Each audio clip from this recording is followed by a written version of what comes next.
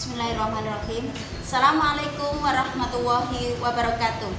Selamat anak-anak, kita bertemu lagi dengan Bu Mujiat, yaitu guru agama SD Bangtai Kulon, yang akan mengajar anak-anak dari kelas 1 sampai kelas 6. Pada pagi hari ini, Ibu Guru akan menyampaikan materi MPLS, Pembinaan Mental Agama di Sekolah.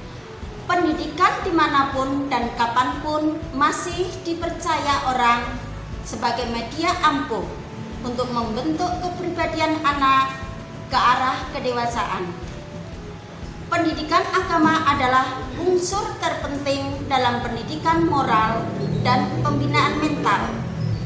Pendidikan moral yang paling baik sebenarnya terdapat dalam agama, karena nilai-nilai moral yang dapat dipatuhi dengan kesadaran sendiri dan penghayatan tinggi tanpa ada unsur paksaan dari luar, datangnya dari keyakinan beragama.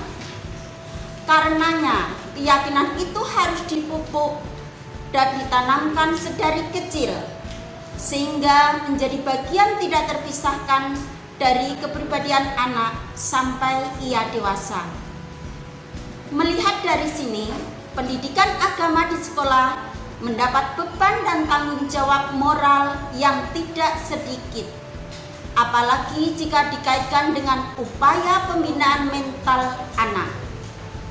Usia anak ditandai dengan gejolak kejiwaan yang berimbas pada perkembangan mental dan pemikiran, emosi, kesadaran sosial, pertumbuhan moral, sikap, dan kecenderungan, serta pada akhirnya turut mewarnai sikap keberagamaan yang dianut. Pemikiran-pemikiran keagamaan mulai muncul berupa kejenuhan atau kebosanan dalam mengikuti uraian-uraian yang disampaikan guru agama di sekolah.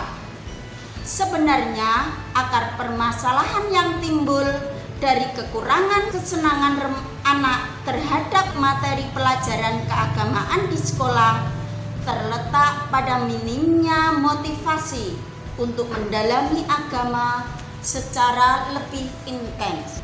Jawaban dari permasalahan adalah guru dapat mengembangkan sikap keberagamaan yang tidak sekedar merasa memiliki agama, melainkan sampai kepada pemahaman agama sebagai pandangan hidup yang mengatur seluruh kehidupan seseorang dan merupakan kebutuhan primer yang tidak bisa ditawar-tawar lagi. Satu hal penting lainnya yang tidak boleh diabaikan, seorang guru agama harus bisa menanamkan keyakinan bahwa apa-apa yang ia sampaikan bukan demi kepentingan sekolah, kepentingan guru agama, melainkan demi kepentingan anak tersebut. Seorang guru agama harus senantiasa dekat dan akrab dengan permasalahan anak yang menjadi peserta didiknya, agar mampu menyelami diri kejiwaan mereka. Dan materi pelajaran agama pun harus terkesan akrab dan komunikatif, dengan sistem pengajaran yang lebih menitik beratkan pada penghayatan dan kesadaran diri dalam anak. Hal ini dilakukan dengan mengajak peserta didik menjalankan ibadah bersama, seperti sholat duha dan sholat zuhur berjamaah.